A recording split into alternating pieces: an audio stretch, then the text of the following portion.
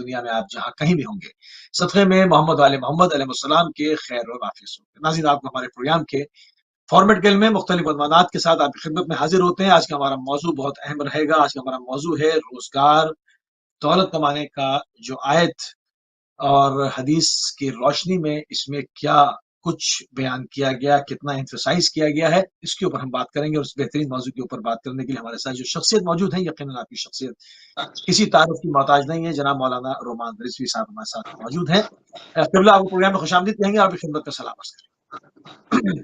علیکم السلام ورحمۃ اللہ وبرکاتہ۔ جزاکم اللہ خداوند کریم ہم سب کو اپنے دین سیکھنے، اس پر عمل کرنے، اسے سمجھنے کی توفیق مرحمت فرمائے، اور وقت کے امام زمانہ علیہ السلام کے ظہور میں تعجیل فرمائے۔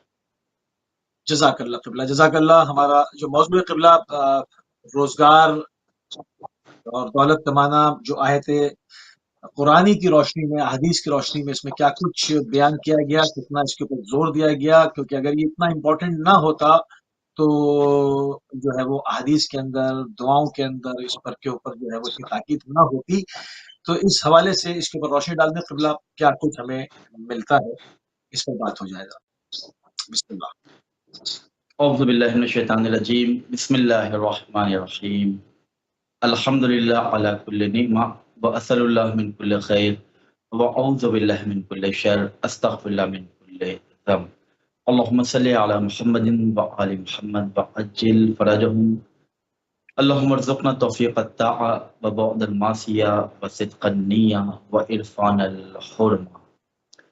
تمام دیکھنے اور سننے والے کی خدمت میں سلام عقیدت عرض کرتے ہوئے اللہ کی بارگاہ میں دعا کرتے ہیں، یا اللہ ہم سب کو اپنے دین کی اطاعت کی توفیق مرحمت فرما، اور اس غیبت کے دور میں ہم سب کو وقت کے امام سے مربوط رہنے کی توفیق عنایت فرما۔ بڑا اچھا عنوان لے کر آپ حاضر ہوئے ہیں، اور یہ وہ عنوان ہے کہ جو اس وقت کے لیے ہم تمام اہل دنیا کے لیے ایک چیلنج بھی ہے، ہم سب کے لیے ایک امتحان بھی ہے، ایک آزمائش بھی ہے۔ میں نے دعاؤں کا وہ فقرہ آپ کے درمیان بیان کیا۔ یہ دعا اس امام سے منسوب ہے کہ جو وقت کا امام، یعنی حضرت بقیت اللہ حجت اللہ یوسف الزہرا، منتقم خون امام حسین علیہ السلام، حضرت امام زمانہ علیہ السلام کہ جن کے صدقے میں ہم سانسیں لے رہے ہیں، جن کے صدقے میں ہمیں ہر طرح کا رزق اللہ کی بارگاہ سے امام زمان علیہ السلام کے طفیل میسر ہو رہا ہے۔ دعا کا فقرہ کیا، خود یہ امام دعا میں ہمیں تعلیم دیتے ہیں کہ اللہ کی بارگاہ میں اس انداز میں دعا کرو کہ اللہم ارزقنا توفیق الطاعہ، اے اللہ ہمیں اپنی اطاعت کی توفیق مرحمت فرما، اپنی اطاعت کے رزق کو ہمیں عطا فرما۔ اس کے بعد امام کیا خوبصورت جملہ ہدیہ کرتے ہیں، اللہم ارزقنا توفیق الطاعہ وبعد المعصیہ، یعنی یا اللہ ہمیں معصیت سے دور رہنے کا رزق عطا فرما۔ یعنی یہ بھی رزق ہے، یعنی اللہ کی اطاعت یہ بھی اللہ کی طرف سے ایک بہترین رزق ہے۔ ہم صرف مال و دولت کے چکر میں کہ یہی صرف اور صرف رزق ہے، یہ بھی رزق ہے، لیکن فقط یہی رزق ہے ایسا نہیں ہے۔ تو اللہ کی اطاعت کی توفیق کا رزق ہم اللہ سے مانگے، اور وبعد المعصیہ یعنی گناہوں سے دور رہنے کے لیے اللہ سے ہم توفیق کی بھیک مانگے۔ وعرفان الحرمہ، حرام کو پہچاننے کے لیے ہمیں علم ہونا چاہیے، اس کے لیے اللہ کی بارگاہ میں ہم رزق مانگے۔ اس کے بعد وصدق النیہ یعنی ہماری نیت میں پاکیزگی ہو، نیت میں طہارت ہو۔ ہم سب کو اللہ کی بارگاہ میں اس انداز میں دعا کرنا چاہیے۔ روزگار، رزق، کسب معاش، حلال کمائی، یہ ہمارے معاشرے کا چیلنج ہے۔ ہم ہر وہ انسان کے جو کھاتا ہے، جو پیتا ہے، جو زندگی گزارتا ہے، جو چھت کے نیچے رہتا ہے، وہ کسب معاش میں ضرور مبتلا ہے۔ وہ اسے حلال کمانا ہے، اسے اپنے اہل و عیال کے لیے رزق فراہم کرنا ہے۔ تو کیسا رزق فراہم کرنا ہے، رزق کیا ہے، روزگار کسے کہتے ہیں، اللہ نے اپنی کتاب قرآن مجید میں اس حوالے سے کیا گفتگو کی ہے، معصومین علیہ السلام نے کیا ہماری رہنمائی فرمائی ہے اس حوالے سے، آئیں اس کو آپ کے سامنے بیان کرتے ہیں۔ رزق کے حوالے سے روزگار اور دولت کمانا، کسب معاش، یہ ایک مادی عامل ہے، یعنی یہ ایک ایسا زندگی گزارنے کا وسیلہ ہے کہ جس کے ذریعے ہم اور آپ اللہ کی بارگاہ میں اپنے آپ کو پہنچاتے ہیں کہ یا اللہ ہمیں رزق حلال عطا فرما۔ رزق ہر طرح کا ہے ہماری زندگی میں، اب ہمیں کیسا رزق فراہم کرنا ہے اپنے لیے، اپنے اہل و عیال کے لیے جو ہمارے ماتحت زندگی گزارنا، تو روزگار دولت کا کمانا یہ ایک مادی عامل ہے، اور اسلام میں، دین محمدی میں، دین مبین میں حلال روزی کمانا ہر مسلمان پر واجب ہے۔ یعنی فقط روزی کمانا نہیں ہے، آپ کیفیت روزی کو دیکھیں، روزگار کی کیفیت کو دیکھیں۔ روزگار ایک ٹاپک ہے، لیکن روزی کو دو حصوں میں تقسیم کیا جا سکتا ہے۔ ایک وہ روزی ہے کہ جو ہمیں اللہ کی بارگاہ سے مل رہی ہے، یعنی ایک روزی کے ذریعے ہم اللہ کی بارگاہ تک پہنچ رہے ہیں، اور ایک روزی وہ ہے کہ جو ہمیں معصیت کی طرف لے جا رہی ہے۔ تو ہمیں اللہ کیسی روزی، ہمیں کیسا روزگار، ہمیں کیسی کمائی کرنا چاہیے؟ تو ہر مسلمان پر روزی حلال کمانا یہ واجب ہے، اور حرام روزی سے اپنے آپ کو بچانا، اجتناب کرنا، حرام رزق سے اپنے آپ کو دور رکھنا، یہ ہر مسلمان پر واجب ہے، لازم ہے، ضروری ہے۔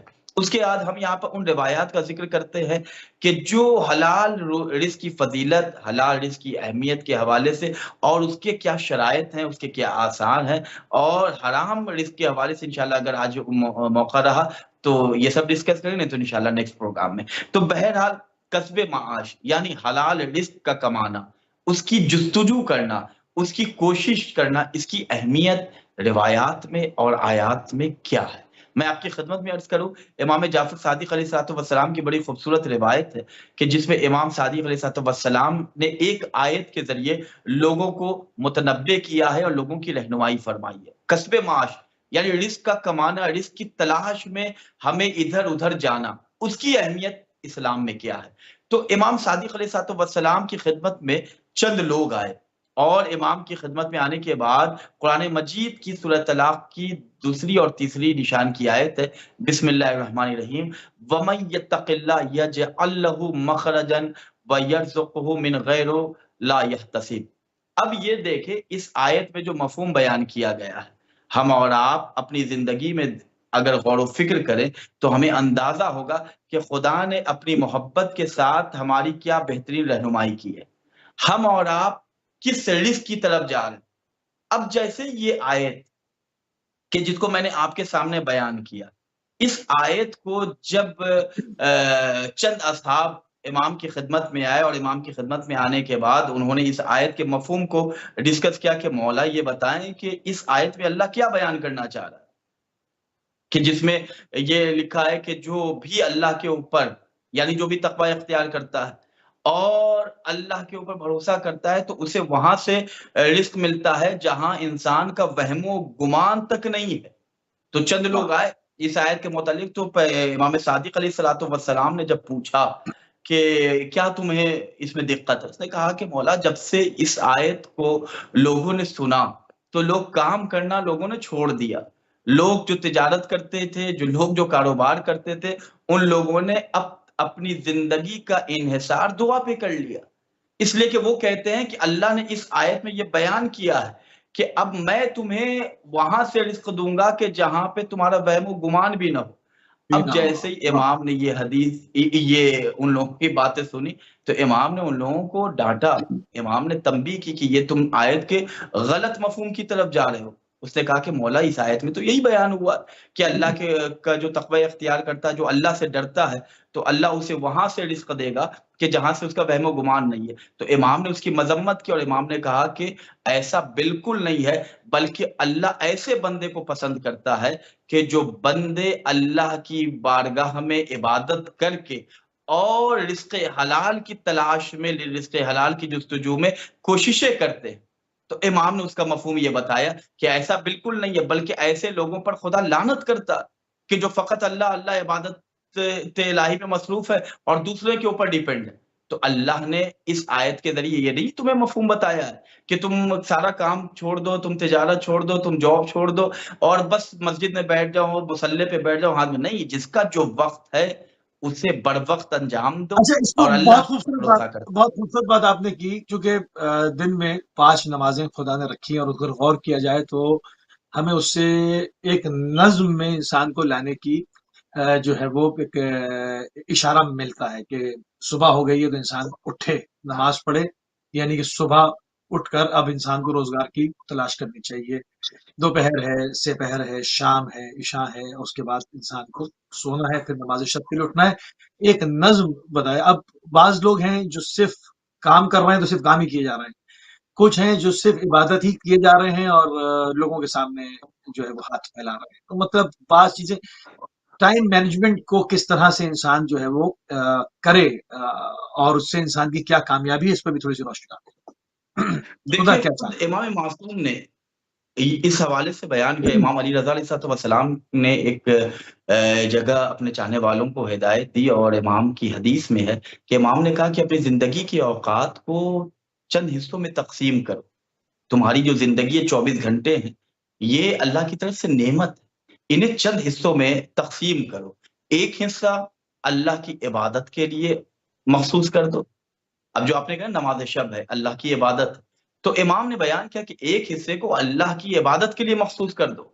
ایک حصے کو زندگی کے دن بھر کے ایک حصے کو تم معاشرتی زندگی کے لیے مخصوص کر دو، سوشل لائف جسے کہا جاتا ہے. ایک حصے کو زندگی کے لیے، زندگی کے کسب معاش کے لیے مخصوص کر دو، یعنی تم رزق حلال کماؤ، رزق حلال کی جستجو کرو، رزق حلال کے لیے تم کوششیں کرو.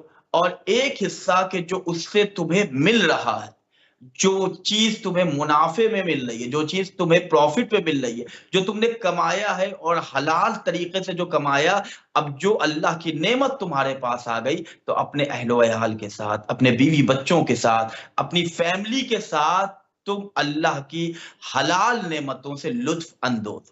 تو امام معصوم نے تو ہمیں بیان کیا ہے کہ اپنی زندگی، آج ہم دیکھیں کہ ہم پرابلم میں کیوں مبتلا ہیں، ہم پریشانیوں میں کیوں مبتلا ہیں، اس لیے کہ ہم نے اپنی زندگی کا سارا وقت شیطان کے لیے مخصوص کر دیا ہے. کہ جس کے لیے قرآن نے کہا، ان سورہ یاسین میں اللہ بیان کرتا ہے کہ شیطان تمہارا کھلا ہوا دشمن ہے. تو جب ہم نے اپنے آپ کو اللہ کے علاوہ دوسروں کے لیے مخصوص کر دیا، شیطان کے لیے مخصوص کر دیا، غیر اللہ کے لیے مخصوص کر دیا، اللہ ہمیں اپنے نمائندے کے ذریعے بیان کر رہا ہے کہ ایک حصہ تم معاشرے سوشل لائف کے لیے، ایک حصہ میری عبادت کے لیے، ایک حصہ حلال روزی کے کمانے کے لیے، اور ایک حصہ ان نعمتوں سے فیضیاب ہونے کے لیے کہ جو روزی تمہیں ہم نے دی ہے، حلال روزی سے تم نے جو چیز کمایا ہے، حلال طریقے سے جو تمہیں گھر میں مل رہا ہے، تو اس کے ذریعے جو تمہیں نعمتیں مل رہی، اپنی فیملی کے ساتھ اسے سیلیبریٹ کرو، اپنی فیملی کے ساتھ اسے شیئر کرو، تاکہ تمہیں سمجھ میں آئے کہ زندگی کتنی حسین ہے. زندگی اسی وقت حسین ہوگی اچھا، جب تھوڑا ہم سا پھر راہ واپس آتے ہیں حسین کے تھوڑا متبع سا بنیں گے. تھوڑا سا پھر واپس آتے ہیں. بعض لوگ روزگار کی اس کی اہمیت کو نہیں سمجھتے اور وہ سمجھتے ہیں کہ جو عبادت ہے وہ صرف نماز اور روزہ ہی رکھنا ہے. وہ اس کو نہیں سمجھتے کہ کسب معاش جو ہے یہ بھی بہت بڑی عبادت ہے. مطلب اس پہ آپ کی کو کہیں ہاتھ نہیں پھیلانا ہے. اور جہاں پر ایسی احادیث بھی ہیں، ایسے اقوال معصومین بھی کہ ایک دروازے سے غربت آتی ہے اور دوسرے دروازے سے دین نکل جاتا ہے، تو لوگ بعض دفعہ پھر وہ لیزی ہو جاتے ہیں اور ان کی پھر عادت جو ہے وہ مانگنے کی پڑ جاتی ہے. تو اس حوالے سے وہ لوگ جو صرف عبادت کا مفہوم صرف نماز اور روزہ سمجھ رہے ہیں، قصب معاش کو نہیں سمجھ رہے، اس پر تھوڑا سا قبلہ مزید اور میں چاہوں گا کہ اس پہ تھوڑی سی گفتگو فرما دیں.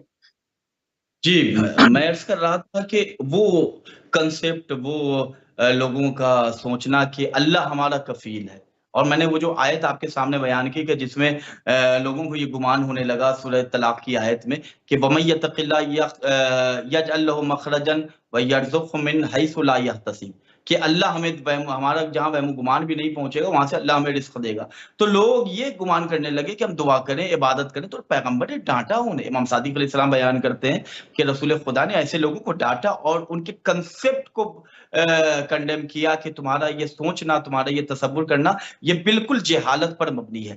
اب وہ جو یہ کہتے ہیں کہ اللہ ہمارا کفیل ہے، تو اللہ ہمارا کفیل ہے تو ہم نے سب کچھ چھوڑ دیا، ہم نے کسب کرنا چھوڑ دیا، ہم نے کمانا چھوڑ دیا اور ہم عبادت میں لگ گئے. تو پیغمبر نے فرمایا کہ جو شخص اللہ کی عبادت میں فقط لگ جائے اور کسب معاش کو چھوڑ دے، اپنے آپ کو کسی اور کے اوپر منحصر کر دے، تو پیغمبر نے فرمایا کہ ایسا شخص جو کرے گا تو خدا اسے وہ عطا نہیں کرے گا کہ جو وہ چاہتا ہے. اور خود پیغمبر نے فرمایا کہ میں ایسے شخص کا دشمن ہوں کہ جو اللہ صرف اور صرف یہ سوچتا ہے کہ ہم عبادت کے ذریعے، ہم دعا کے ذریعے، ہم فقط مصلے پہ بیٹھے رہے اور دن رات اللہ اللہ کرتے رہے اور کوئی ہمیں رزق دے گا؟ تو پیغمبر نے کہا کہ وہ میرا کھلا ہوا دشمن ہے، میں اسے لوگوں کو دوست ہی نہیں رکھتا، میں ایسے کو دشمن رکھتا ہوں کہ جو دعا کے ذریعے اپنے رزق کو طلب کرے۔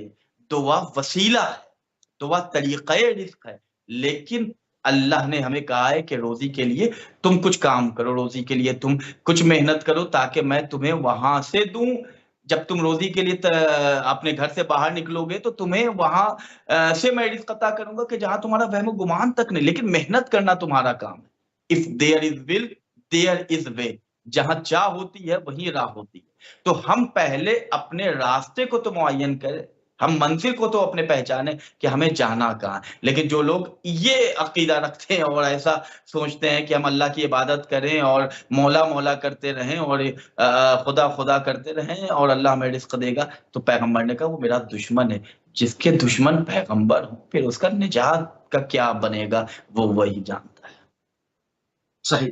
اچھا، تھوڑا سا آپ نے ایک فیملی کا بھی ذکر کیا کہ بعض لوگ ہیں جو میں چاہوں گا ان کی فضیلت بھی، جو کہ اپنی روزگار کے حوالے سے جو ہے وہ بڑی محنت کرتے ہیں اپنے اولاد کو پالنے کے لیے، ان کی محرومی کو دور کرنے کے لیے کہ ان کے اوپر کسی بھی طرح کی محرومی کا سایہ نہ پڑے، اور دوسرے وہ افراد ہیں جو کہ اس کی پرواہ ہی نہیں کرتے، مطلب بچے ہیں، بیوی ہے، سب ہے، گھر بار ہے، مگر ان کو جو ہے وہ غربت میں ڈھکیلنے میں ان کا ایک بہت بڑا کام ہوتا ہے، اور وہ قسمت کو دوش دے رہے ہوتے ہیں، یہ نہیں سوچتے کہ اللہ نے ان کو ذہن دیا ہے اور وہ کسی سے کم نہیں ہے، تو ہاتھ پیر ان کے پاس بھی ہیں، وہ ذہن کو چلائیں، آگے کام کریں، کام کاج کریں، لوگوں کے ساتھ معاشرت کریں، آگے بڑھیں، روزگار کے جو مواقع ہیں ان کو حاصل کریں، مگر وہ لوگ ہم دیکھتے ہیں کہ وہ ایزی گوئنگ رہنا چاہتے ہیں کہ کہیں سے بس پیسے آ جائیں اور کام چلا لیا جائے، اور اپنی فیملیوں کو غربت کی طرف دھکیل دیتے ہیں۔ یہ دونوں الگ الگ کیٹیگریز ہیں، ایک کے بارے میں فضائل اور ایک کے بارے میں مذمت، اس پہ تھوڑا سا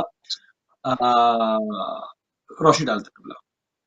دیکھیں وہ لوگ کہ جو رزق کی تلاش میں نہیں جاتے، جو روزی کی کوشش، روزی کے حصول کی کوشش نہیں کرتے، ایسے لوگوں کی بڑی مذمتیں روایت میں وارد ہوئی ہیں۔ اصول کافی کی میں روایت کا مفہوم آپ کی خدمت میں بیان کر رہا ہوں کہ خود رسول خدا صلی اللہ علیہ وآلہ وسلم نے فرمایا کہ میری امت کے چند قسم کے لوگ ایسے ہیں کہ جن کی دعا مستجاب نہیں ہو۔ پیغمبر نے یہاں پہ بیان کیا کہ چند ایسے لوگ ہیں کہ جن کی دعا مستجاب نہیں ہوتی۔ ان میں ایک شخص وہ ہے، ایک گروہ ایسے لوگوں کا ہے کہ جو گھر میں بیٹھ جائے گا، جو گھر میں بیٹھ جاتا ہے اور خدا سے دعا مانگتا ہے کہ پروردگار مجھے روزی دے، پروردگار مجھے روزی دے، اور وہ کام نہیں کرتا۔ یعنی وہ گھر میں بیٹھ جائے گا اور یہ کہتا رہے، دعا کرتا رہے کہ اللہ مجھے روزی دے، اللہ مجھے روزی دے۔ تو پیغمبر نے کہا ہے کہ ایسے لوگ میری امت کے وہ ہیں کہ جن کی دعا مستجاب نہیں ہوتی، جن کی دعا قبول نہیں ہوتی۔ اس کے بعد امام جعفر صادق علیہ السلام ارشاد فرماتے ہیں ایک جگہ کہ خدا اس شخص کو دشمن رکھتا ہے کہ جو دعا کے ذریعے رزق مانگتا ہے اور کام کرنا چھوڑ دیتا ہے۔ پیغمبر نے بھی بیان کیا، آل پیغمبر نے بھی بیان کیا کہ اللہ بھی ایسے شخص کو دشمن رکھتا ہے، ایسے کو دوست نہیں رکھتا کہ جو صرف اور صرف دعا کے ذریعے رزق کو مانگتا ہے اور کام کرنا اس نے چھوڑ دیا ہے۔ تو ہم اور آپ آج اپنی آپ کو دیکھیں، اپنی زندگی کو دیکھیں۔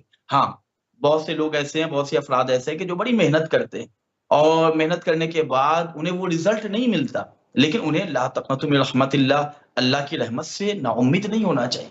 ہمارا کام ہے کہ ہم کام کریں، نتیجہ اللہ کے اوپر چھوڑ دیں، اس لیے کہ وہ اوفوض امری الی اللہ ان اللہ بصیر بالعباد، جو ہمارے ہاتھ میں نہیں ہے، ہمارے اختیار میں نہیں، اس کی فکر ہمارے اختیار میں یہ ہے کہ ہم کام کریں، ہمارے اختیار میں ہے کہ ہم رزق کی تلاش میں ہم اپنے آپ کو تھکائیں۔ ہمارا کام یہ، ہماری ذمہ داری یہ ہے کہ ہم محنت کریں۔ محنت میں برکت دینا وہ خدا کا کام ہے، وہ ہے کہ وہ علی کل شیء قدیر، وہ ہر چیز پر قدرت رکھتا ہے۔ وہ ایک دن ایسا ہوگا کہ ہمیں وہاں سے دے دے گا کہ جتنا پوری زندگی ہم نہیں کمائے وہ ایک دن میں ہمیں عطا کر سکتا ہے، لیکن ہم اپنی ذمہ داری کو پوری تو کریں، ہم اپنی رسپانسبلٹی کو محسوس تو کریں۔ تو ایسے افراد کے جو دعا کے اوپر بھروسہ کرتے ہیں اور یہ کہتے ہیں کہ نہیں ہم اللہ کرتے رہے اور ہمیں رزق ملے گا، تو رسول خدا نے کہا کہ ایسے لوگوں کی دعا قبول نہیں ہوتی۔ ایسے لوگ وہ ہوتے ہیں، امام صادق علیہ السلام کی حدیث کی روشنی میں، کہ جو اللہ کے دشمن ہوتے ہیں، کہ جو کام کرنا چھوڑ دیتے ہیں اور فقط دعا کے اوپر بھروسہ کرتے ہیں کہ اللہ ہمیں رزق دے دے، اللہ ہمیں دولت دے دے۔ میں ایک روایت آپ کی خدمت بیان کر رہا ہوں، یہ بھی روایت امام جعفر صادق علیہ السلام سے ہے کہ امام نے ایک شخص کے کام کے بارے میں پوچھا، امام کے ساتھ رہنے والے چند افراد جو امام کے ساتھ رہتے تھے، تو امام نے کسی شخص کے بارے میں پوچھا کہ اس کا کام کیسا چل رہا ہے، تو اس جس سے امام نے پوچھا اس نے کہا کہ مولا اس نے تو تجارت چھوڑ دی ہے۔ مولا نے کہا تجارت چھوڑ دی ہے تو کرتا کیا؟ تو اس شخص نے کہا کہ مولا وہ دعا کرتا ہے۔ مولا اس نے بزنس کرنا چھوڑ دیا، اس نے کام کرنا چھوڑ دیا، تو مولا نے کہا وہ کرتا کیا ہے؟ کام کرنا اس نے چھوڑ دیا تو کہاں سے کھاتا ہے، کہاں سے پیتا ہے، وہ اپنے اہل و عیال کو کہاں سے کھلا رہا ہے؟ تو اس شخص نے کہا کہ مولا اس نے اب عبادت شروع کر دی، اس نے دعا کرنا شروع کر دیا۔ تو امام نے فرمایا اس پر افسوس ہے۔ اب یہاں پہ راوی کہتا ہے کہ امام صادق علیہ السلام کی خدمت میں، اب یہ دوسری روایت ہے، ایک جگہ امام نے افسوس کیا، اب دوسری روایت یہ ہے کہ امام صادق علیہ السلام کی خدمت میں راوی کہتا ہے کہ میں پہنچا، مولا نے ایک مرد کے بارے میں پوچھا تو میں نے عرض کیا کہ مولا وہ ضرورت مند ہو گیا ہے، مولا وہ اب حاجت مند ہو گیا، اسے دوسروں کی ضرورت ہے۔ تو امام نے پوچھا آج کل وہ کرتا کیا ہے؟ تو پھر اس شخص نے کہا کہ مولا آج کل وہ گھر میں عبادت کرتا ہے، گھر میں اللہ اللہ کرتا ہے۔ تو امام نے پوچھا جب وہ گھر میں عبادت کر رہا ہے اور کام کرنا چھوڑ دیا تو اس کی زندگی کے اخراجات کہاں سے پورے ہوتے ہیں؟ وہ اپنی زندگی کے اخراجات کو کہاں سے پورا کر رہا ہے؟ تو اس نے کہا مولا بعض مومن بھائی ہیں، بعض اللہ والے ہیں کہ جو اس کی مدد کرتے ہیں۔ تو امام نے فرمایا کہ جو شخص اس شخص کی زندگی کا خرچہ اسے دے رہا ہے وہ اس سے زیادہ عابد ہے، یعنی وہ کہ جس نے کام کرنا چھوڑ دیا اور فقط گھر میں بیٹھ کے اللہ اللہ کر رہا ہے۔ تو امام نے کہا وہ عابد نہیں ہے، بلکہ وہ عابد ہے کہ جو اس کی اخراجات کو پورا کر رہا ہے۔ ہم نے مفہوم عبادت سمجھا ہی نہیں۔ اگر ہم اللہ کی اطاعت میں 7-8 گھنٹے آفس میں بیٹھ کر رزق حلال کو کما رہے ہیں تو یہ خود عبادت ہے، چونکہ اللہ کی اطاعت ہی کا نام عبادت ہے۔ ہم قرآن پڑھتے رہیں اور قرآن کی تعلیمات پر عمل نہ کریں تو کیا یہ عبادت میں شمار ہوگا؟ ہم نماز تو پڑھتے رہیں لیکن نماز کے ارکان کو نہیں پورا کر رہے، نماز تو پڑھ رہے ہیں لیکن نماز کے مفہوم سے نہ آشنا ہے، نماز پڑھ رہے ہیں غیبت کر رہے ہیں، نماز پڑھ رہے ہیں اللہ کی نافرمانی کر رہے ہیں، نماز پڑھ رہے ہیں غریبوں کو ستا رہے ہیں، نماز پڑھ رہے ہیں بھائیوں کا حق ادا نہیں کر رہے ہیں، تو کیا یہ عبادت ہے؟ تو ہم نے مفہوم عبادت نہیں سمجھا۔ تو امام نے کہا کہ وہ عابد نہیں ہے بلکہ وہ تو دھوکہ دے رہا ہے اپنے آپ کو، دوسروں کو بھی دھوکہ دے رہا ہے۔ عابد وہ ہے کہ جو اس کی زندگی کے اخراجات کو پورا کر رہا ہے۔ تو یہ تو امام نے مذمت کی، امام نے ڈانٹا۔ بعض جگہوں پہ تو یہ بھی ملتا ہے کہ امام نے ڈانٹا ہے ایسے لوگوں کو، امام نے ایسے لوگوں پر لعنت کی ہے کہ جو اپنی زندگی کو دوسروں پر ڈیپینڈ کر دیتے ہیں، جو اپنی زندگی کو دوسروں کے بھروسے گزارتے ہیں، تو ایسے لوگوں کی مذمت کی گئی ہے۔ لہٰذا اہل بیت ٹی وی کے اس انٹرنیشنل پلیٹ فارم سے میں اپنے دیکھنے اور سننے والے تمام ناظرین اور سامعین سے یہ اپیل کرتا ہوں کہ خاص طور سے ہمارے نوجوان بھائی بہن کہ اپنی زندگی کو محنت کش بنائیں، اپنی زندگی کو، ہم امیر المومنین کے چاہنے والے ہیں، ہم اہل بیت کے ماننے والے ہیں، ہم اسلام کے پیروں میں، تو ہمیں اسلام کو فالو کرنا ہوگا، ہمیں اہل بیت کی تعلیمات کو فالو کرنا ہوگا، ہمیں تھکنا نہیں ہے۔ تلاش راہ میں راہی کہاں کہاں نہ گیا، طلب جہاں کی اسے تھی کبھی وہاں نہ، تو ہم تلاش کریں، ہم راہی بنے۔ تو یہ تو آغا بھائی آپ کے سوال کا نیگیٹو رخ تھا کہ وہ لوگ کہ جو کام کرنا چھوڑ دیتے ہیں، جو دوسروں پر ڈیپینڈ، ان کی مذمت ہوئی۔ اب ذرا سا میں آپ کو ان لوگوں کا گلستان دکھاؤں کہ جو اپنے لیے، اپنے اہل و عیال کے لیے محنت کرتے ہیں، رزق حلال کماتے ہیں، ان کی کیا مدد سرائی کی گئی ہے، ان کی کیا تعریف، ان کی کیا توصیف کی گئی ہے۔ میں وہ روایت آپ کی خدمت میں بیان کر رہا ہوں، امام بیان کرتے ہیں، خود رسول خدا حضرت محمد مصطفیٰ صلی اللہ علیہ وآلہ وسلم ارشاد فرماتے ہیں کہ السعی علی والدیہ۔ آپ دیکھیں روایت کا مفہوم کتنا خوبصورت، کتنا حسین و جمیل ہے۔ رسول خدا بیان کرتے ہیں کہ جو اپنے والدین اور بیوی بچوں کے لیے کماتا ہے، جو اپنے والدین اور بیوی بچوں کے لیے کسب کرتا ہے، کماتا ہے، تاکہ ان کی ضروریات کو پورا کرے اور ان کو لوگوں سے بے نیاز کر دے، یعنی ان کے والدین، ان کے بیوی بچے کسی کے سامنے ہاتھ نہیں پھیلائے، کسی کے سامنے محتاج نہیں ہوں، تو پیغمبر نے بیان کیا کہ وہ ان کی ضروریات کو پورا کرتا ہے تاکہ ان کے گھر والے کسی کے محتاج نہ ہوں، کسی کے سامنے ہاتھ نہ پھیلائیں، بلکہ وہ مستغنی ہو جائے۔ تو وہ راہ خدا میں کوشش کرنے والا ہے، وہ راہ خدا میں مجاہد ہے۔ اور جو شخص مال جمع کرتا ہے تاکہ اپنی ذات کے لیے، تاکہ وہ لوگوں سے مستغنی ہو جائے، تو وہ بھی راہ خدا میں کوشش کر رہا ہے۔ یعنی جو شخص اپنے آپ کو بھی دوسروں سے بے نیاز کرنے کی کوشش کر رہا ہے تو وہ بھی ایک مجاہد کی طرح ہے. اس کے پیغمبر بیان کرتا ہے جو مال کو جمع کرتا ہے ذخیرہ کرنے کے لیے، یعنی ایک شخص ہے کہ جو مال جمع کر رہا ہے، دولت پہ دولت جمع کر رہا ہے، نہ اس کا کہیں پہ مصرف ہے نہ کہیں خرچ کر رہا ہے، تو پیغمبر نے کہا کہ یہ شخص شیطان والا کام انجام دے رہا ہے. یعنی آپ کما رہے ہیں، آپ کسب کر رہے ہیں، تو اس سے آپ آؤٹ پٹ بھی کریں، آپ اسے لوگوں کے درمیان خرچ کریں تاکہ لوگوں کی ضروریات بھی پوری ہوں، آپ کے اہل ویال، آپ کے بیوی بچے جو آپ کے ماتحت. تو ایک روایت تو یہ ہوئی کہ جس میں پیغمبر نے بیان کیا کہ وہ شخص ایک راہ خدا میں کوشش کرنے والے کی مانند ہے کہ جو اپنے بیوی بچوں کو دوسروں سے بے نیاز کرتا ہے.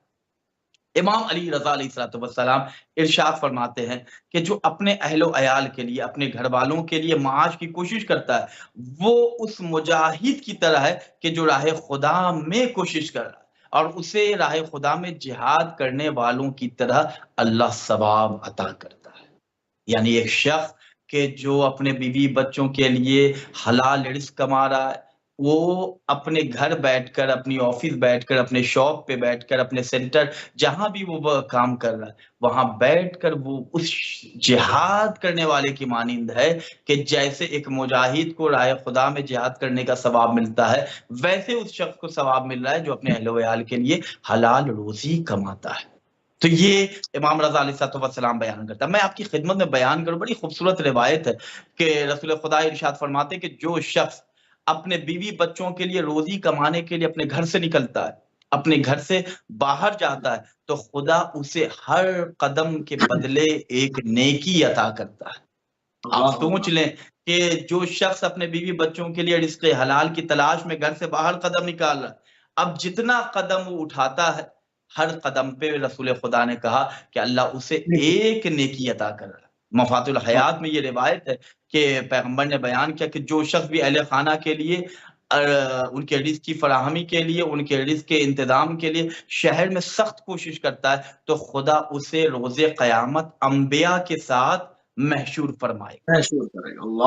آپ سوچیں کہ پیغمبر بیان کرتے ہیں کہ جو اپنے اہل و عیال کے لیے اپنے شہر میں سخت محنت کر رہا ہے، وہ پیغمبر کی حدیث کی روشنی میں قیامت کے اس کا مرتبہ یہ ہوگا کہ وہ انبیاء کے ساتھ محشور کیا جائے. یعنی پیغمبر بیان کر رہے ہیں کہ اس کا مرتبہ کوئی عام مرتبہ نہیں ہے، وہ عام انسانوں کے ساتھ نہیں، بلکہ جہاں اللہ کے برگزیدہ نبی محشور کیے جائیں گے ان کے ساتھ اسے اٹھایا جائے گا. یعنی وہ ان پیغمبروں کے ساتھ ہوگا کہ جو اللہ کے برگزیدہ بندے، اللہ کے مصطفیٰ بندے، اللہ نے جن کا انتخاب کیا ہے.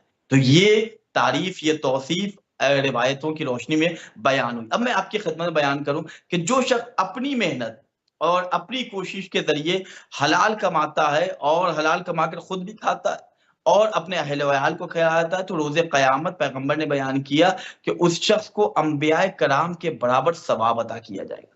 یعنی ایک تو محشور بھی ہوں گے ایسے افراد انبیاء کے ساتھ، اور دوسری روایت کی روشنی میں پیغمبر نے بیان کیا کہ انہیں ثواب بھی اتنا ملے گا کہ جتنا ثواب نبیوں کو ملتا ہے. تو یہ رزق حلال کا کمانا آسان نہیں ہے. یہی وجہ ہے کہ جا بجا متعدد مقامات پر اہل بیت علیہ السلام نے رزق حلال کی کمانے کے لیے تاکید کی ہے. امام حسین نے روز عاشور کیا کہا تھا؟ امام حسین نے یہی تو کہا تھا لشکر یزید سے خطاب کر کے کہ تو میرے خطبے کو سن رہا ہے، میرے کلام کو سن رہا ہے، یعنی کلام امام کو سن رہا ہے، اس کے باوجود یہ لشکر امام سے دشمنی رکھ رہا ہے. کیوں؟ اس لیے امام نے کہا تمہارے پیٹ میں مال حرام ہے، تمہارے پیٹ میں جو غذائیں ہیں وہ غذا مال حرام کی طرف، مال حرام کے ذریعے تمہارے پیٹ. بعض لوگ ہیں جو حلال اور حرام کو مخلوط کر دیتے ہیں اور اس کے بعد عمرے ہو رہے ہیں، حج ہو رہے ہیں، اتباعت عالیات کی زیارات ہو رہی ہیں، اور بڑی بڑی محفل اور مجالس اور اس میں کھانے کا انتظام، تمام چیزیں ہو رہی ہیں، اور یہ نہیں کہ حرام ہی ہے، حلال اور حرام مخلوط ہے. اس حوالے سے آپ کیا کہیں گے؟ دیکھیں آغا بھائی، میں سورہ مائدہ کی اس آیت کی تلاوت کروں جس سے آیت تطہیر کہتے ہیں. بسم اللہ الرحمن الرحیم. انما یرید اللہ لیذھب عنکم الرجس اہل البیت ویطہرکم تطہیرا. اللہ نے اہل بیت سے نجاست کو دور رکھا ہے، اللہ نے اہل بیت سے رجس کو دور رکھا ہے، اور جو مال حرام مال حلال سے مخلوط ہو جائے اور ہم یہ سوچیں کہ ہم اس کے ذریعے اہل بیت کو خوش کر دیں، اس کے ذریعے مال حرام کے ذریعے ہم بڑی بڑی محافل یا جو بھی پروگرامز ہم کر سکے، خدا نخواستہ معاذ اللہ، اللہ ایسے کاموں سے محفوظ رہنے کی ہمیں توفیق مرحمت فرمائے، تو وہ یہ سوچ رہے ہیں کہ ہم اس سے خدا کو خوش کر دیں۔ یہ ممکن ہے کہ تھوڑی دیر کے لیے معاشرے کے لوگوں کو ہم دھوکہ دے سکتے ہیں، انہیں نہیں معلوم ہے کہ ہم کہاں سے مال لا رہے ہیں، لیکن وہ کہ جو صاحب مال ہے، وہ کہ جو مالک مال ہے، وہ کہ جو مالک دو جہان ہے، اسے کہاں سے دھوکہ دیں، اس کے کیمرے سے ہم کیسے بچ جائیں گے؟ ایک شخص تھا، امام کے زمانے کا واقعہ ہے کہ وہ کہیں سے چوری کرتا تھا اور چوری کر کے وہ غریبوں میں تقسیم کرتا تھا، کسی دکان میں جاتا تھا اور روٹیاں چوری کر کے اور غریب فقراء مساکین میں وہ روٹیاں تقسیم کرتا تھا۔ تو امام تک جب اس کی خبر پہنچی تو امام نے اسے بلایا، کہا کہ یہ تم کیا کام کر رہے ہو؟ اس نے کہا کہ مولا میں تو ایک غلط کام کر رہا ہوں، اور جیسا کہ قرآن میں ہے کہ ایک برائی کا اللہ ایک ہی معاوضہ کرے گا، ایک برائی کی ایک ہی سزا ہے اور نیکی کی 10 سزا 10 جزا ہے۔ تو میں ایک چوری کر کے ایک برائی کرتا ہوں تو اس کی ایک سزا ملی اور اسے پھر غربا میں اللہ کے محتاج بندوں میں تقسیم کر دیتا ہوں تو یہ نیکی ہو گئی، تو مجھے 10 نیکی ملی، تو 10 نیکی میں ایک کو مائنس کر دیں جو سزا ہے تو 9 نیکی تو میرے پاس بچی ہوئی ہے۔ تو امام نے اسے ڈانٹا اور کہا کہ بنیاد دیکھو کہ تم نے بنیاد ہی غلط رکھی، اگر اللہ تک پہنچنا ہے تو بنیاد تمہاری مضبوط ہونی چاہیے، بنیاد تمہاری صحیح ہونی چاہیے، بنیاد پاک ہونی چاہیے۔ تو اگر ہم امام زمان علیہ السلام کے حوالے سے میں نے کسی مجلس میں بیان کیا تھا کہ کسی امام کے پاس ایک شخص کوئی مال لے کے گئے اور امام کی خدمت میں اس نے پیش کیا، کہا کہ مولا یہ میں آپ کے لیے تحفہ لے کے آیا ہوں، مولا یہ آپ اپنے پاس رکھیں، آپ خرچ کریں۔ تو مولا نے اسے دیکھا اور ڈانٹ کر کہا کہ یہ مال ہمارا نہیں بلکہ اس میں تمہارے چند بھائیوں کا حق ہے، پہلے یہ حق ادا کرو، اس کے بعد ہمارے پاس جو مال لے کر آؤ وہ مال پاک ہونا چاہیے، وہ مال حلال ہونا چاہیے۔ تو اللہ ہمیں توفیق دے کہ اگر خدا ہم دینی پروگرام کر رہے ہیں، ہم مجالس و محافل کا اہتمام کر رہے ہیں، ہم اہل بیت علیہ السلام کے حوالے سے کوئی پروگرام کر رہے ہیں یا کسی غریب کو ہم دے رہے ہیں، کسی بے گھر کے گھر کو بنوا رہے ہیں، تو وہ مال حرام سے نہیں ہونا چاہیے۔ یہ نہیں سوچے کہ ہم اپنے بلیک منی کو ہم یہاں وائٹ کر لیں گے، دنیا والوں کے سامنے تو وائٹ ہو سکتا ہے لیکن خدا کے سامنے وائٹ نہیں ہو سکتا۔ اللہ نے پہلے ہی آیت تطہیر میں کہہ دیا کہ اہل بیت سے قریب نجاست ہو ہی نہیں سکتی، تو مال حرام نجیس ہے اور نجیس اہل بیت کے قریب نہیں، تو یہ ہمارا اپنا دھوکہ ہے، یہ ویسٹ آف ٹائم ہے۔ اللہ ہمیں توفیق دے کہ ہم اہل بیت علیہ السلام کی فضیلت کو سمجھیں، ان کے مرتبے کو سمجھیں اور ان کی تعلیمات کو سیکھیں، سمجھیں اور اس پر عمل کر کے دنیا والوں تک اہل بیت کی تعلیمات کو پہنچا سکیں۔ تو یہ ایک رخ ہوا کہ ان لوگوں کی تعریف کی گئی ہے کہ جو اپنے اہل و عیال کے لیے کوشش کرتے ہیں، اپنے اہل و عیال کے لیے رزق حلال کماتے ہیں، تو ان کا انبیاء کے ساتھ محشور کیا جانا یہ کوئی عام بات نہیں ہے، نبیوں کے برابر انہیں ثواب دیا جائے گا، یہ کوئی عام فضیلت نہیں ہے۔ اس کے بعد میں آپ کی خدمت میں بیان کروں کہ ایسے لوگ کہ جو اپنے عیال کو کھلاتے ہیں، اپنے اہل و عیال کے لیے کوششیں کرتے ہیں، رزق حلال کا کمانا یہ آسان نہیں ہے، رزق حلال کو کسب کرنا یہ آسان ہے۔ میں آپ کی خدمت میں ایک روایت بیان کر رہا ہوں، مفات الحیات میں آقا جواد عامری نے اس روایت کو بیان کیا ہے کہ پیغمبر اکرم صلی اللہ علیہ وآلہ وسلم نے فرمایا کہ معراج کے دوران، سفر معراج کے دوران میں جنت میں پہنچا تو وہاں یاقوت کے محل تھے، اور میں جب اس محل کے اندر گیا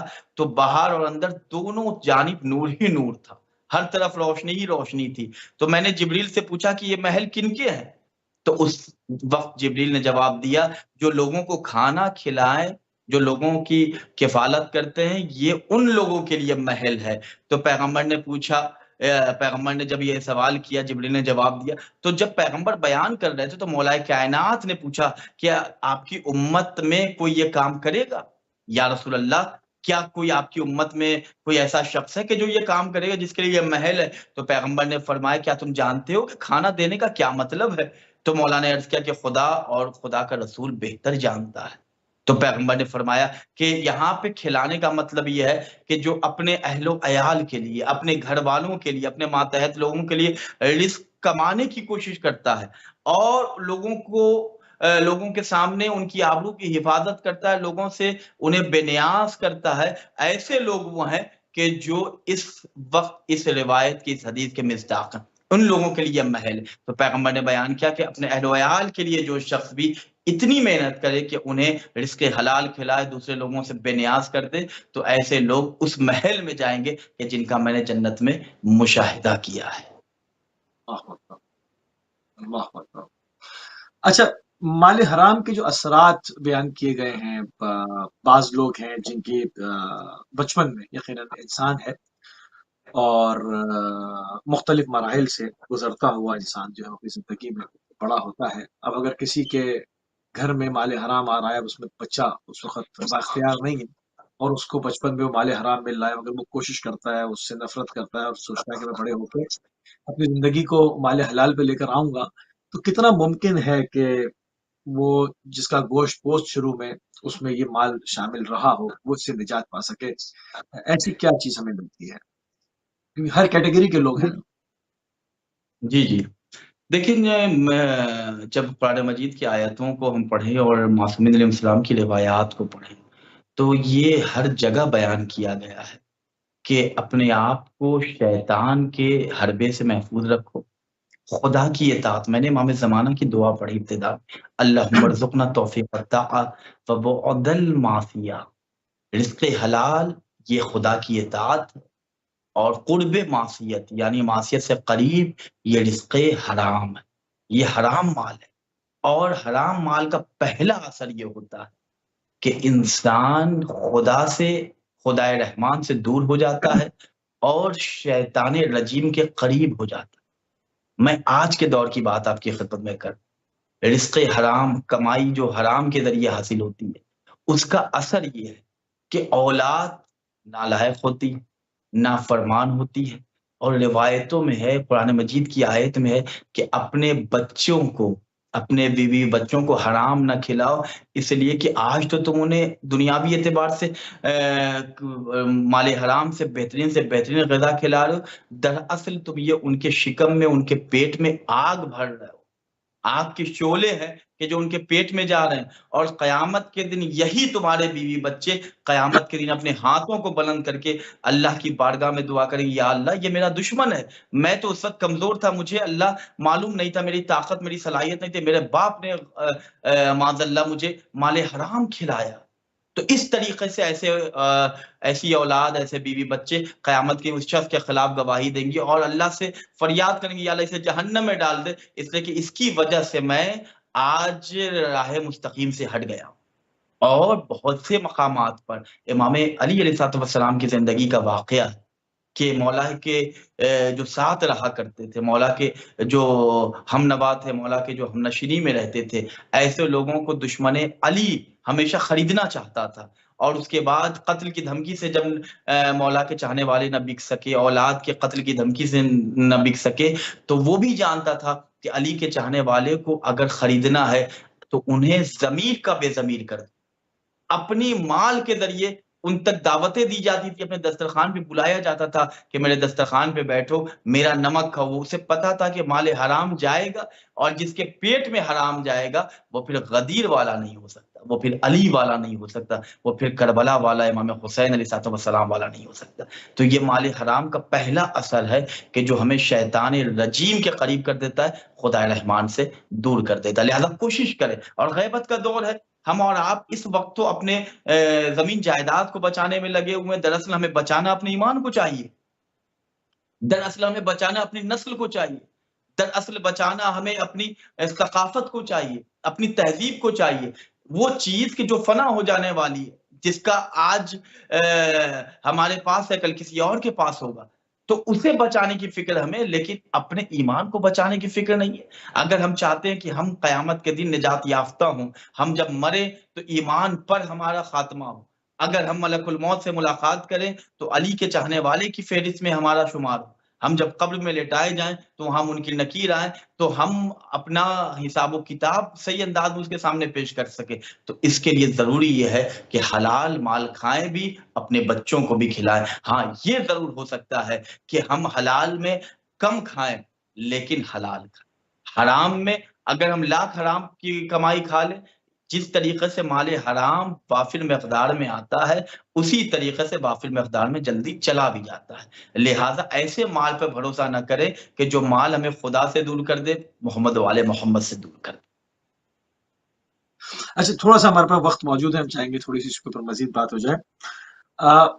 اوقات کیا بتائے گئے ہیں روزگار کے حوالے سے؟ بہترین اوقات کیا ہیں؟ دیکھیں بہت سی روایتوں میں ہے کہ انسان کو کس وقت کمانے کے لیے آمادہ ہونا چاہیے۔ تو میں آپ کی خدمت میں رسول خدا حضرت محمد مصطفیٰ صلی اللہ علیہ وآلہ وسلم کی ایک روایت بیان کر رہا ہوں کہ پیغمبر بیان کرتے ہیں کہ جو شخص بھی صبح سویرے بالکل مارننگ، بالکل صبح کے وقت جو بھی کام کرتا ہے تو اس میں برکت ہوتی ہے اور اللہ تمام نعمتوں میں اور اس کی روزی میں اضافہ کرتا ہے۔ یہاں تک مولا کائنات کی ایک روایت ہے کہ جو شخص صبح کے وقت سوتا ہے ایسا شخص بدبخت ہے۔ جو شخص صبح کے وقت آرام کرتا ہے، صبح کے وقت سو رہا ہے، تو یہ اس کی سستی اور کاہلی اسے دوسروں کا محتاج بنا دے گی، اسے لوگوں کے سامنے ہاتھ پھیلانے پہ مجبور کر دے گی۔ تو کمانے کے لیے بہترین وقت کیا ہے؟ صبح کا وقت ہے۔ ہمیں صبح کے وقت کوشش کرنا چاہیے۔ پہلے کیا کوشش کرنی چاہیے؟ اللہ کی عبادت کریں، نماز شب کے پابند بن جائیں، نماز شب کے بعد نماز فجر پڑھیں، جو تعقیبات ہیں اس کی ادائیگی کے بعد ہم جہاں بھی کام کر رہے ہیں تو صبح کے وقت ہم کوشش کریں اپنی تجارت پہ جائیں، اپنی آفس جو وقت ہمیں ملا ہے تو ہم صبح کے وقت اپنی زندگی کے معاش کے لیے کوشش کریں۔ روایت میں ملتا ہے کہ جو اس وقت کام کرتا ہے اللہ اس کی روزی میں اضافہ کرتا ہے، اللہ اس کی رزق میں برکت عطا کرتا ہے، اور برکت کثیر ہے۔ اس کے بعد پھر پیغمبر بیان کرتے ہیں ایک دوسرے مقام پہ کہ صبح سویرے کام پر جاؤ، کیونکہ اس وقت کام پر جانا کام کے لیے آسانی ہوتی ہے اور تمہارے کام میں اللہ کی طرف سے برکتیں نازل ہوتی ہیں۔ تو یہ وقت ہے۔ یہاں تک کی روایت ہے کہ اگر تمہیں رزق لینا ہے، مفات الجنان میں بھی شیخ عباس قمیل الرحمن نے بیان کیا کہ روزانہ فجر کے وقت، طلوع فجر کے وقت یعنی نماز فجر کا جو وقت ہوتا ہے اس وقت ایک فرشتہ ہر دروازے پہ جاتا ہے اور ہر دروازے پہ جا کے دق الباب کرتا ہے کہ اپنا رزق لے لو، میں تمہارا رزق لے کے کھڑا ہوں۔ اس وقت انسان خدا نخواستہ سویا ہوا ہے، تو دراصل وہ سویا نہیں ہے بلکہ اس نے اپنے نصیب کو سلا دیا، اس نے اپنے قسمت کو سلا اچھا، دیا۔ رزق ایک دور تھا کہ لوگ صبح سویرے اٹھا کرتے تھے، آج کا دور یہ ہے کہ صبح سے بالکل قریب کے وقت لوگ سوتے ہیں اور جب 12-1 بجتا ہے تو اس وقت لوگ جاگتے ہیں۔ قرآن نے کہا بسم اللہ الرحمن الرحیم وَجَعَلْنَا اللَّيْلَ لِبَاسًا وَجَعَلْنَا النَّهَارَ مَعَاشًا، میں نے دن کو تمہارے لیے کام کے لیے بنایا ہے، رات اور شب کو تمہارے آرام کے لیے بنایا ہے۔ تو ہم نے تو قرآن کو بھلا دیا، ہم نے خدا کے قانون کو بالائے طاق رکھا۔ جب خدا کو بھلا دیا تو آج غیر خدا کے سامنے ہاتھ پھیلانے پہ مجبور ہے۔ لیکن آج بھی 2024 میں ایسے شخصیتیں، ایسے لوگ موجود ہیں کہ جنہوں نے اپنی جبین پہ سجدے کا آفتاب روشن کیا، جن کی زبان پہ سبحان ربی الاعلی و بحمدہ کا ترانہ ہے، جن کے ہاتھوں میں مولا عباس علیہ السلام کا پرچم اس شان سے ہے کہ جس شان سے غلام کو اپنے آقا کی بارگاہ میں اپنی غلامی کو پیش کرنا چاہیے۔ ایسے لوگ آج بھی بے خوف ہیں، نڈر ہے، نہ کسی ظالم کا خوف، نہ کسی جابر بادشاہ کا ڈر، بلکہ وہ یہ کہتے ہیں کہ تمہاری طرف پوری دنیا ہے، ہماری طرف خدا ہے۔ اور وہ امام حسین کے اصل پیروکار ہے، اس لیے کہ امام حسین نے دعائے عرفہ میں کہا تھا اے خدا، اے میرے پروردگار، اس نے کیا پایا جس نے تجھے کھو دیا، اس نے کیا کھویا جس نے تجھے پا لیا۔ تو آج اگر ہم اللہ پہ بھروسہ کریں اور اللہ کے بتائے ہوئے راستے پر چلیں، اللہ کی عبادت کریں، کسب معاش کے لیے صبح سویرے نکلیں، تو خدا ہے کہ جو ہر چیز پر قدرت رکھتا ہے وہ برکت عطا کرے گا، وہ ہمارے لیے بہترین راستہ فراہم کرے گا۔ اس کے بعد مولا کائنات حضرت علی علیہ السلام کی ایک روایت میں بیان کر رہا ہوں کہ جس میں مولا کائنات بیان کرتے ہیں کیا میں تمہیں ان چیزوں کے بارے میں آگاہ نہ کروں جو رزق میں زیادتی کا سبب ہے؟ یعنی میں تمہیں ایسی چیز کے بارے میں بتا رہا ہوں کہ جو تمہارے رزق میں اضافہ کر دے گا، جو تمہارے رزق میں بہت زیادہ برکت عطا کرنے والی چیزیں ہیں۔ تو لوگوں نے کہا کہ ضرور یا امیر المومنین، ضرور میرے مولا، میرے آقا، میرے سید و سردار، آپ ان چیزوں کے بارے میں بتائیں جو ہمارے رزق میں اضافے کا سبب ہے۔ تو مولا کائنات شہنشاہ قدیر حضرت امیر المومنین یاسب الدین امام المتقین، اہل بیت ٹی وی کے پروگرام کا ڈیوریشن کم ہے، علی کے فضائل کی تاریخ بہت زیادہ ہے، बहुत मैं ज्यादा है, सुभान कितने अल्लाह, बेशक। अलकाब बताऊं, इसलिए कि चोरों के दौर में आज तो अलकाब भी चुराए जा रहे हैं। बहरहाल अमीर मोमिनीन अली इब्न अबी तालिब अलैहिस्सलाम ने बयान किया कि सुबह सवेरे रोजी की तलाश में जाना रोजी में इजाफे का बायस है। काफी का सबब यानी है, बेशक। जो बात मोहम्मद ने कही वही बात उनके वसी उनके जानशीन ने कही। ऐसा जानशीन तो ढूंढ के लाओ कि जिसका कलाम भी कलाम रसूल हो, जिसका निजाम भी निजाम रसूल हो। जबान से निजाम निजाम कहना और है, लेकिन वाकईन निजाम रसूल बयान करना ये अली और आले अली का कमाल है। तुम हम और आप चलो, आखिरी 2 मिनट, सुबह सवेरे आखिरी ये 2 मिनट, बेहतरीन वक्त है जी। आखिरी 2 मिनट। रोजी के हवाले से जब हम देखते हैं तो 2 तरह की रोजी का जिक्र हुआ। एक वो रिस्क है जो तुम्हें ढूंढता है, जिस तरह से मौत ढूंढती है इस तरह से वो इंसान को ढूंढता है।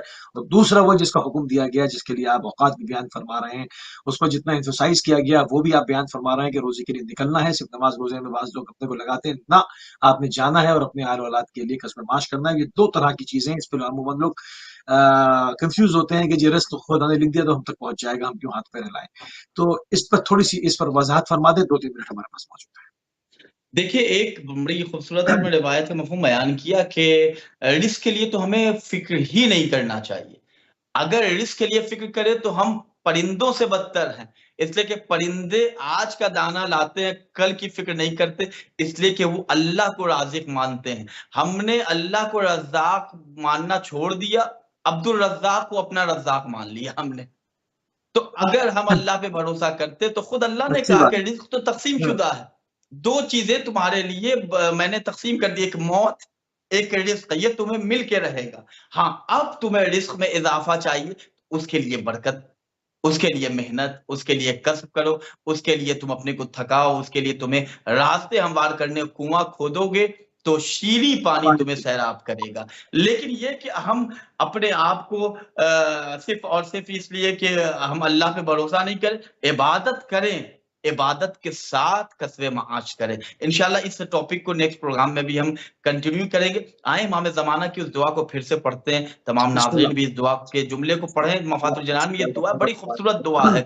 आप जब इस दुआ को पढ़ना शुरू कर देंगे तो यकीन माने घर में बरकत होगी। बिस्मिल्लाहिर्रहमानिर्रहीम। अल्लाहुम्मा अर्ज़ुक़ना तौफ़ीक़त ताआ व बुअदल मासिया व सिद्क़न निय्या व इरफ़ानल हुरमा। इस दुआ में बहुत से और फ़िक़रे हैं, वक़्त नहीं है, लिहाज़ा मैं इंशाअल्लाह किसी और प्रोग्राम में इसके पूरे मफ़ाहिम को बयान करूँगा।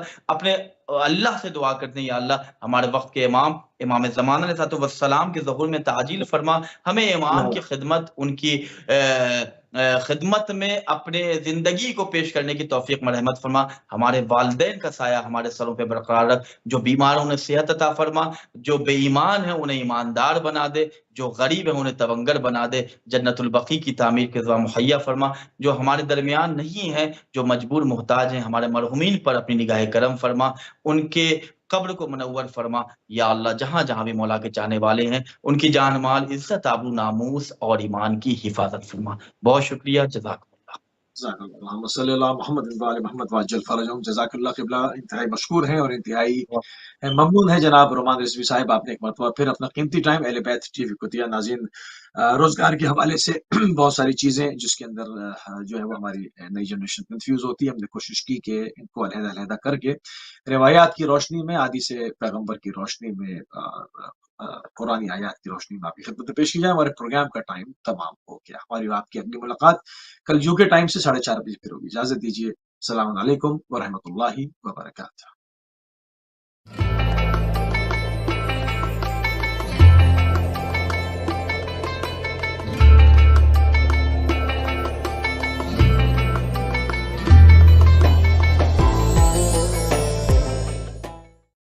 एक ऐसा मकतब जहां मकसद सिर्फ दीन व अमल है, जहां फिक्र इंसानी को हक से